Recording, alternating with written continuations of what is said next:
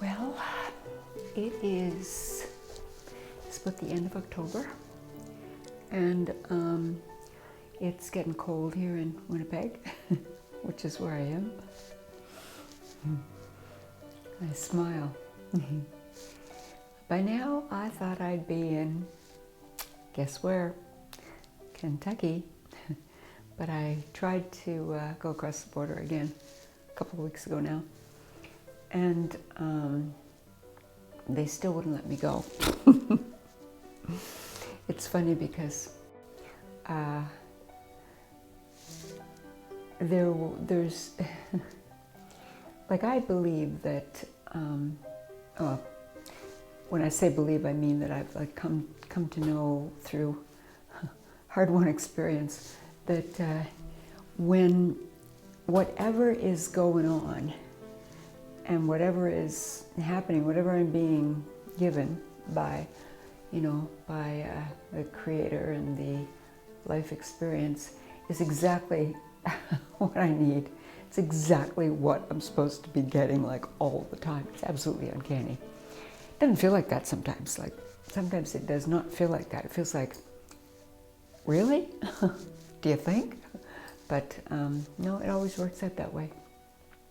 So, just to kind of give a little bit of a backtrack on that, and I will say pardon the pun because it has to do with my back.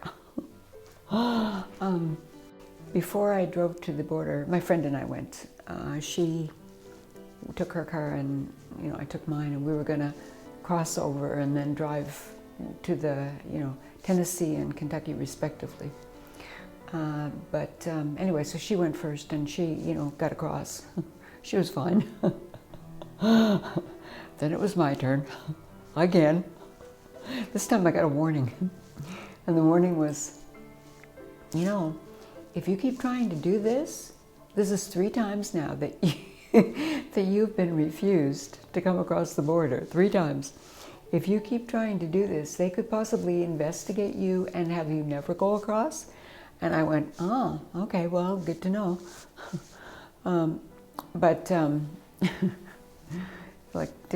Actually, none of it really makes sense to me. The border lady in the U.S. this time, she was really nice. She was a younger lady, and she was very sweet. I didn't have any problem with her at all. Coming across on the Canadian side, different story. Different story. Anyway, I'm not going to bother with that one today. But anyway, so my friend, she is now in Nashville, and I'm in Winnipeg. But I was told once more that I was non-essential, and I said, well, I have a house. I own it now. I just want to get there. I just want to set it up, and I gave my story, and I said, I'm paying now taxes on my American home. I've insured it. I want to put a security system on it. I want to, set it up. And well, you're non-essential.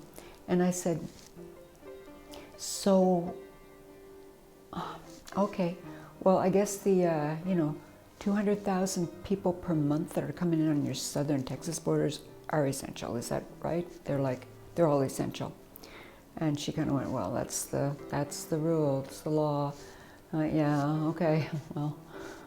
So, but anyway, I came back home to my other home here, Winnipeg. And prior to going down to the border, I'd had my back was I'd already gone through over a month of packing up a 4-level house by myself. And I did a lot. It was unbelievable the amount of stuff I had to do. And I was sleeping 3-4 hours a night and all that, and working my ass off. But, that would be a short trip. Anyway.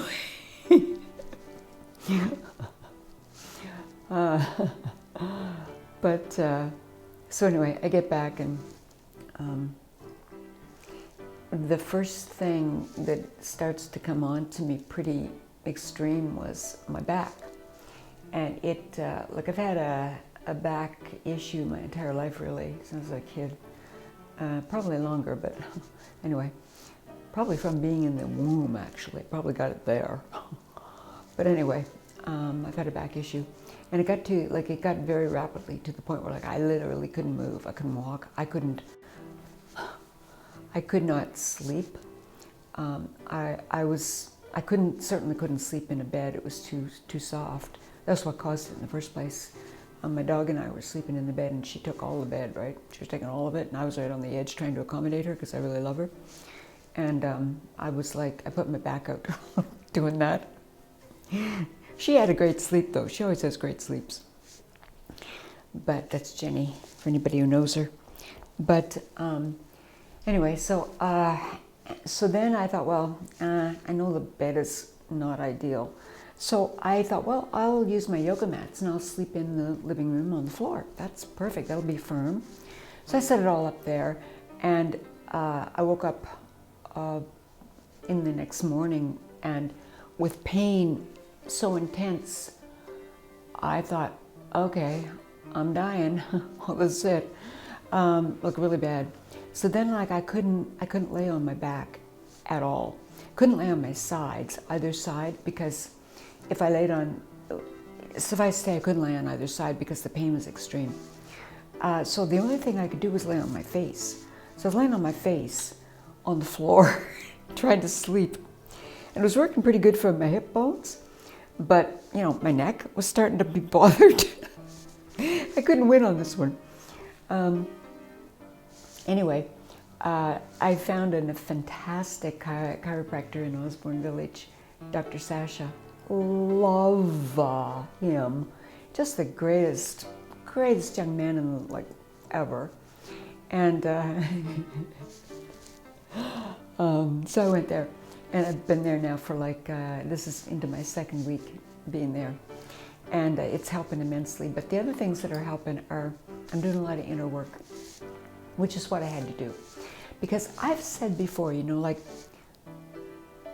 I get my, like, I'm connected, as we all are, like you are, I am, we all are. But I'm connected to like the universe of intuition, and I know things and I feel things, and I trust my gut, I trust my intuition. Didn't always, but I certainly do now. And one of the ways that I get, I say God communicates to me through YouTube. YouTube and Jackson Browne, okay? Go figure. Anytime I'm on the right path with something and I go for a drive in the car or in the car at all and I put the radio on, Jackson Browne, if I'm on the right path, Jackson Browne comes on and sings. I swear to you, that's the truth. Every time. Jackson Browne, okay, good. I'm on the right track, Jackson Browne's singing on my radio. Every time. If I'm on the wrong path, I don't hear Jackson. Anyway, so I get, like when I look at my YouTube, you know, YouTube feed, and you get all these things. There'll be like, you know, whatever, your subscriptions, whatever. And one will always kind of be there and stand out for me. And I go, oh, that's the one. And I'll listen to it, and there'll be something in there that's very strong message. So I get communicated to, get a lot of messages like that, because it'll be some of the people I follow on YouTube, and they'll just talk about exactly what I need to hear at that moment. It's uncanny. That's one of the ways that I do it. The other thing I've been doing lately, which is really, really cool, is I've been studying a very, very old and ancient art for healing, and it's divining, but it's divining with like dowsing. I told you in another video earlier, my grandfather was a diviner and my mother, and so I have this skill as well, and it's with this, it's like with the pendulum, right? And I learned about this recently. What the pendulum does is it'll actually pick up energy. It picks up your, it's kind of not like the pendulum is doing it, it's just the tool. But because it is I don't know really yet how it works, but I'm learning about it. But it'll pick up the energy, because we're all, like, there's energy all through us and all through the environment. There's energy in the, in the plant. There's energy, like everything is energy. The chair is energy. Everything is all frequency. It's all energy. And I will connect, or the people who really have been doing this for literally like thousands of years. It goes way, way back to India, Egypt, like way, way back. God knows how far back, but it's very old, and it works. And it's quite a study. There's a lot to it. But anyway, the simplicity of it is, you just kind of hold the pendulum and you put your, you put your connection with it, and you say, my intention for this is to, I want to find out about my health state for today, or I want to find out about what foods are good for me, or is this vitamin healthy, is that one, all kinds of stuff like that. And it'll actually pick up. And I'll say, like, for instance, I did it with grapes. I like grapes. So I held it over some green grapes I had, and I said, are these good for me? And the pendulum, what it does is it'll go steady like this, and then it'll kind of go very still. Then it'll start swinging, just like that. It's picking up the energy. And the thing is, you gotta have a real clear mind to do this. Like, you can't be thinking anything. You can't be like having biases, or like, oh, I wonder what it's gonna do. You got to stay really like thoughtless, thinkingness-less. There's a word, thinkingness-less. Try to say that 10 times in a row. Thinkingness-less. Anyway, you know what I mean. It's not digress. So anyway, it does this, and then it'll start to pick up. It picks up the energy of whatever it is you're doing, and it'll actually pick up the energy. And if that energy is going with your energy, or if it's going against your energy, it's like not working with it, it goes counterclockwise.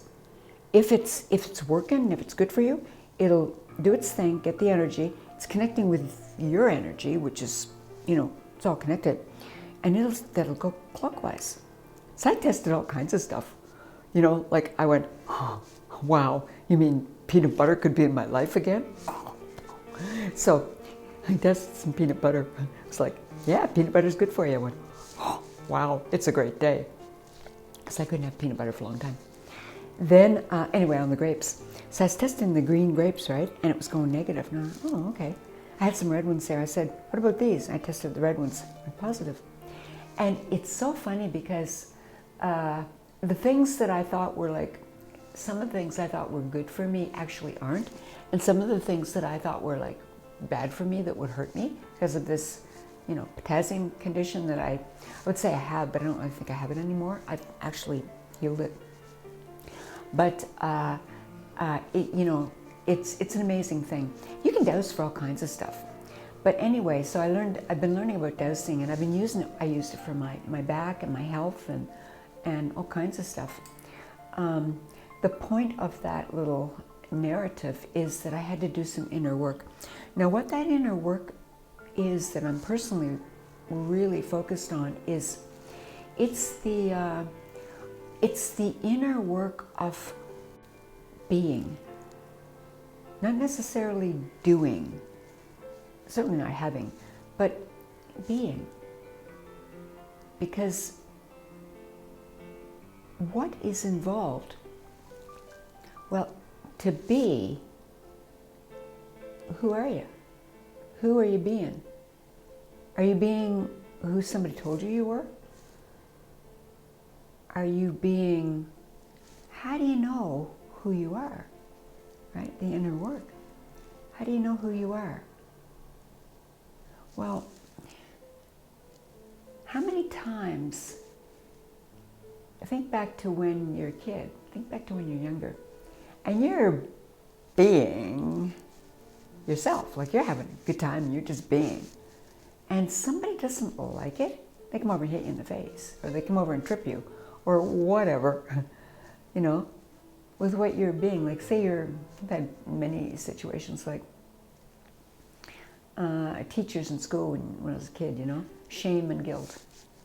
two of the worst prison traps programming things there are. But when you're being, and there's a real freedom in that. It's a freedom of your creativity on your own truth and your own energy and your own self. That's when you're being. And there's a real beauty in it.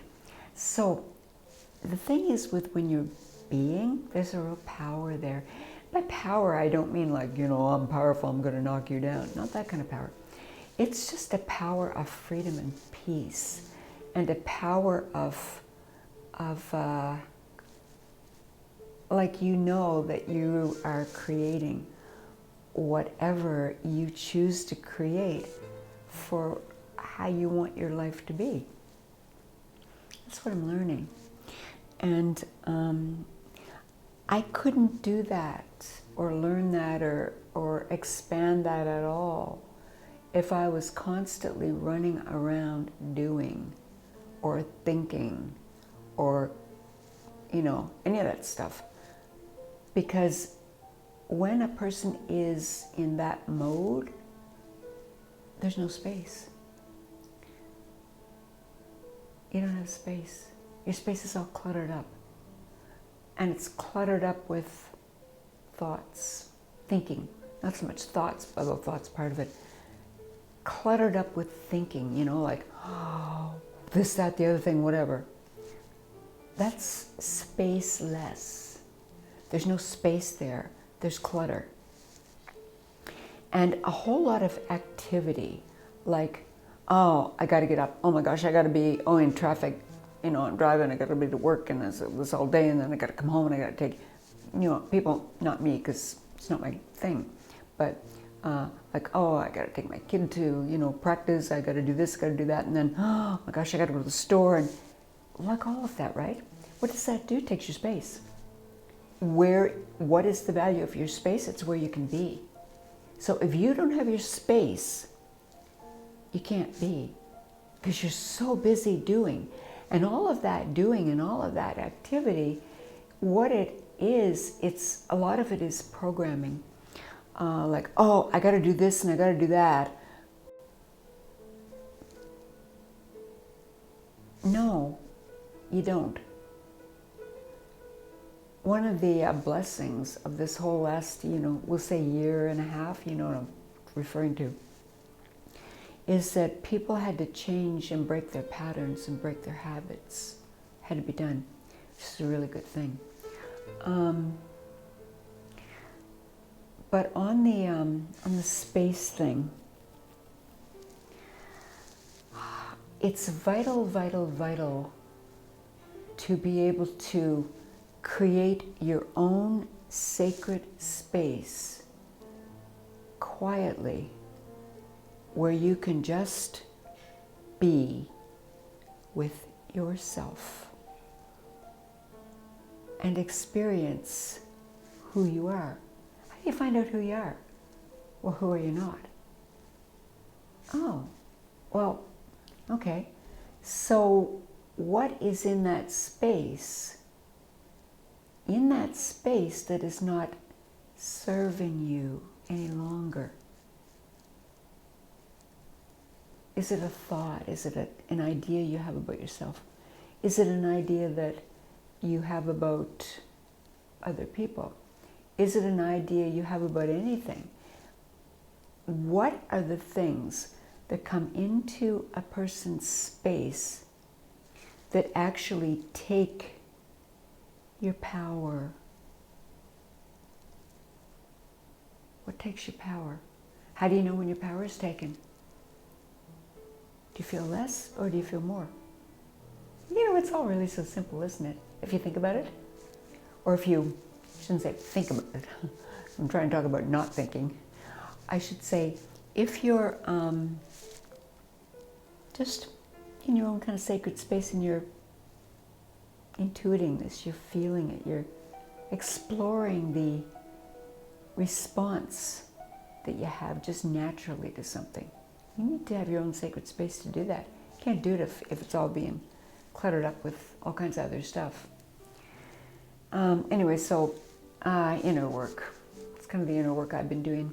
And the universe, or the God consciousness, the creator universe, will always give me things to help me on my personal journey of coming home to me, coming home to who that is, the magic of that, the power of that, the joy of that, absolute joy of that. The things, and here's the thing that I realized actually, I was thinking about just this morning. You know how, there's so much programming, it's like everywhere. Programming is like, people telling you you should do this, you should be that, you should act this way, you shouldn't act that way, you should think this way, you shouldn't think that way, like all that stuff.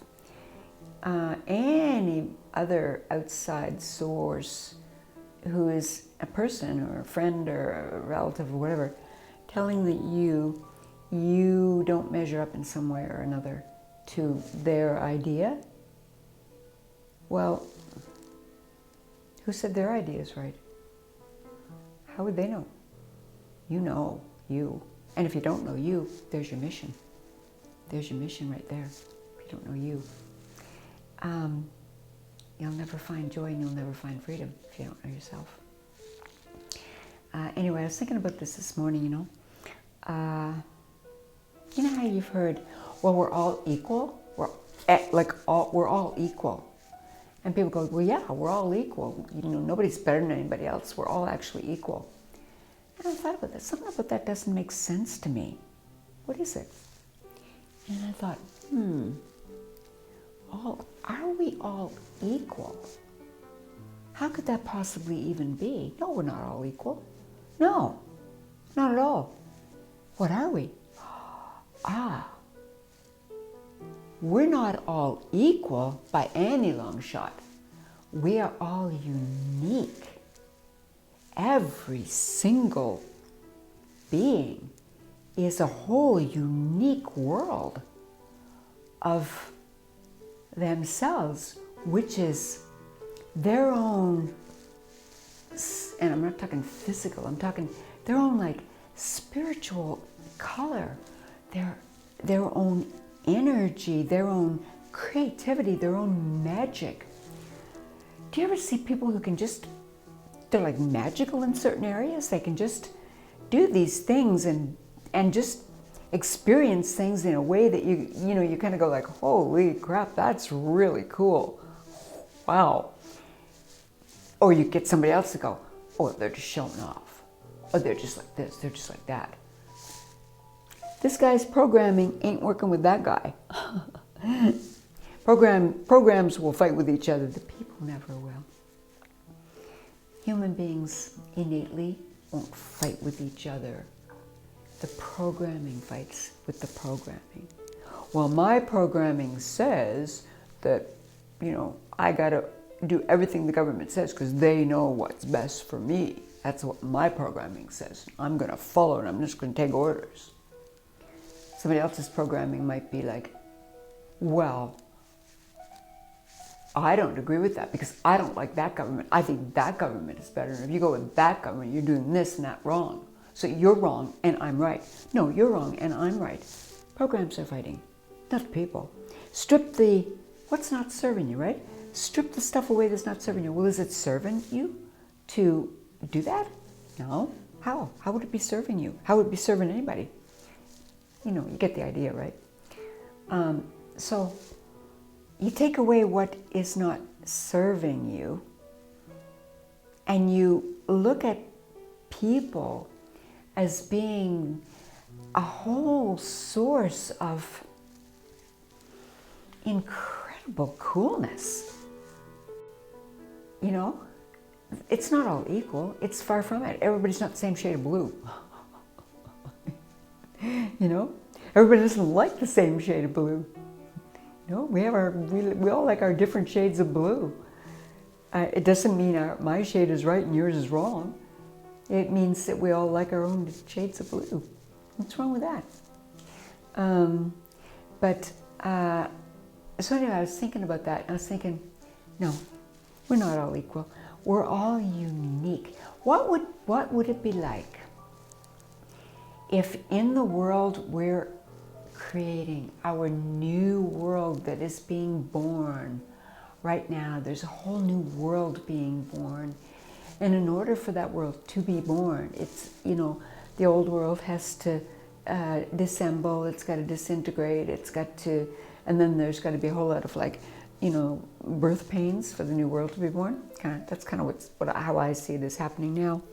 Anyway, what would it be like if when we meet somebody, right? We meet somebody for the first time, or we know somebody and we know them, but we knew them yesterday. We don't necessarily know them today because they've had like a whole bunch of minutes of experience and all kinds of stuff that's happened, and nobody stays the same. People change like all the time, unless they're stuck in programming and cemented in there, in which case they don't change.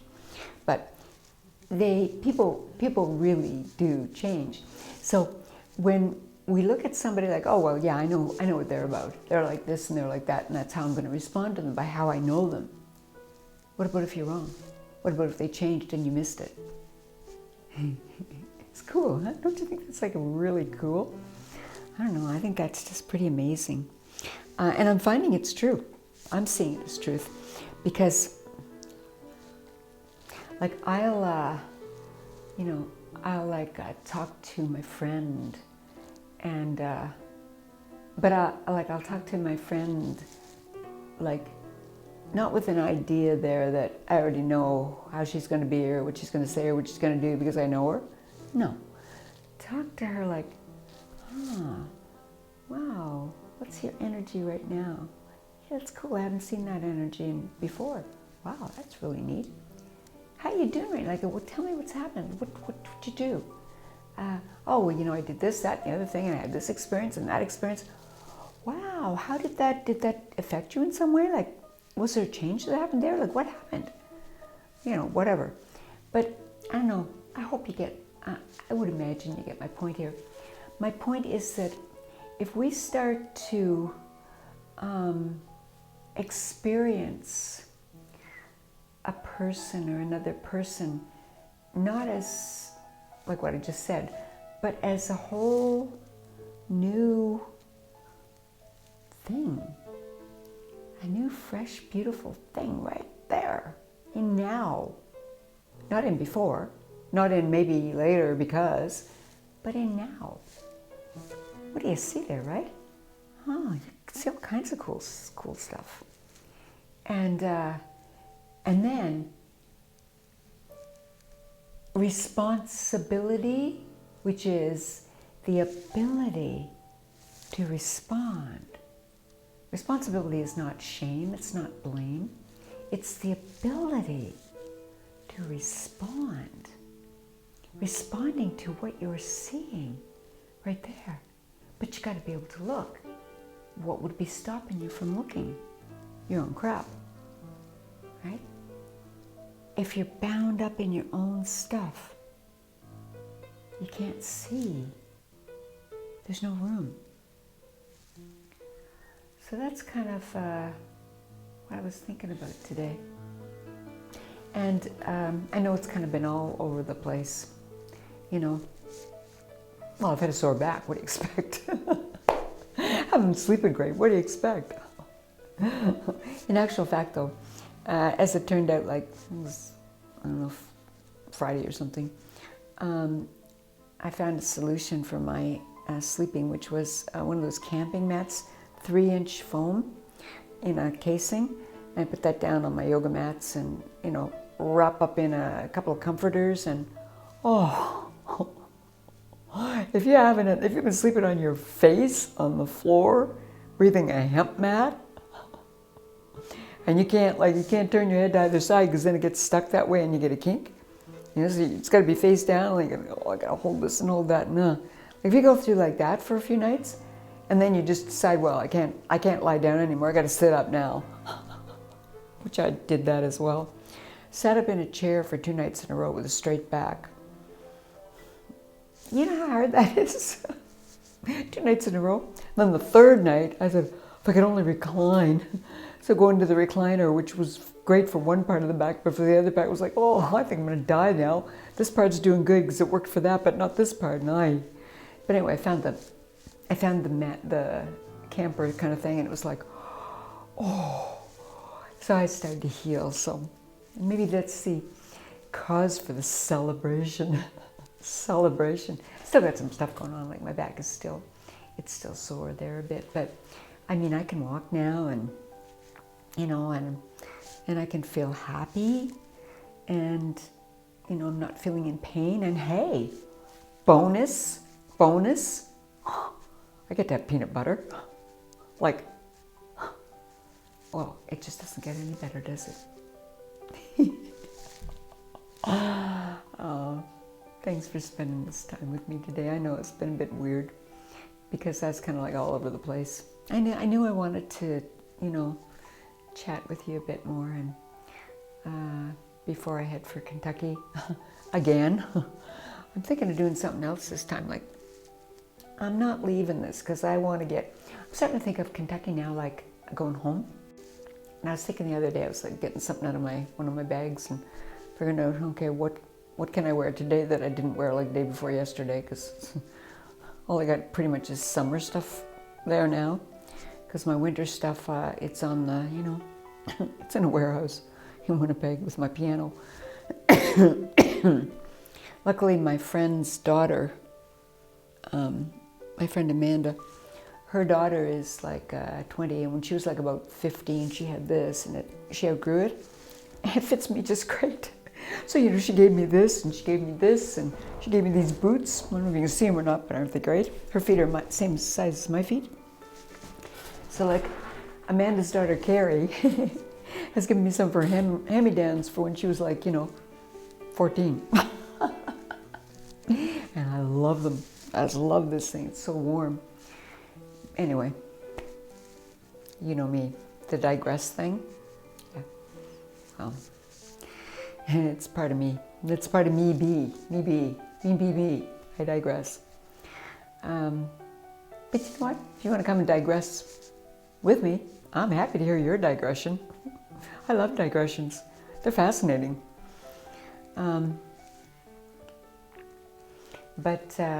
Yeah. So thank you.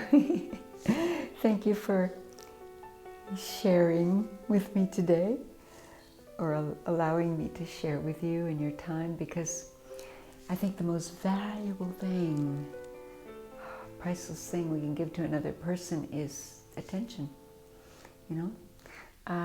Like, how valuable is that? I'll do another video on that maybe, because it's a subject in itself. Giving it, like, how valuable is the attention that you give to someone, the attention they give to you, which is why, like, I take a personal sort of like thing on if somebody's going to be with me, and you know, I'm giving my attention and my energy and my love, and they think it's a good idea to, you know, answer a text they got from somebody who's not even in front of them, and it's like, okay, well, all right, so guess I'm I'm lower on your list. Let me know that next time. But I know, I think that when you're with somebody and you're giving them of yourself, it's a valuable thing. I know when I get it from people, when people give to me their attention in any amount, really. I don't demand it, and I don't ask for it. But when I actually get it, it's like, wow, what a gift! Thank you, thank you. That's really valuable. Another video, another day. Well, it's getting cold here in Manitoba now. I'm thinking, apparently the borders are going to open around November 9th. I'll do a video on that too. I'll get some ideas about that. Anyway, but it's opening November 9th, and I was actually thinking, I wonder if there's a way I could get across that border, not waiting that long. I don't know if you know or not, but the military is actually in charge now in all the countries in the world. The military is in charge here. They're in charge in the U.S. The military is in charge. The governments have all fallen. I don't know if you know that or not. Probably not. But yeah, check it out. Find it's true. the corporations that were the countries have all gone bankrupt. Anyway, another video, another day. But I was thinking, I have a neighbor up the street, and he's probably like a major or something in the military. I was thinking, knocking on his door, Colin, can I ask you about something? I know, okay, so I know the military's in charge, okay? I gotta get across the border, because I got this house in Kentucky. Is there any way you think I might be able to get across the border? I really want to get there, and I'm not a threat. I'm not a terrorist. I'm not a gun runner. I'm not a trafficker. I just want to go to my house. And the way I look at it now, it's like I want to go home. I'm really looking forward to going home, being in my kitchen and making my morning coffee, going out on my deck and in my own little private forest there that I have. Looking forward to going home. Miss home. So, but for now, I'm exactly where I know I'm supposed to be for the purposes for my own personal journey. It's always that way, always. If I didn't have this back thing happen, I wouldn't have had so many of the awarenesses and realizations that I've had in the last couple of weeks that have been just monumental in their payoff for me. If you want to chat about, let me know. I'd love to hear from you very much. Love who you are. Find who you are. Give yourself some sacred time for yourself. Don't let anybody tell you who you are, who you're not. They can tell you about who they are. They're not. Don't let them tell you who you are or indicate who you are or who you're not. Nobody knows that except you. You and the Creator. Thank you. I seriously love humanity. What a beautiful canvas. Beautiful canvas.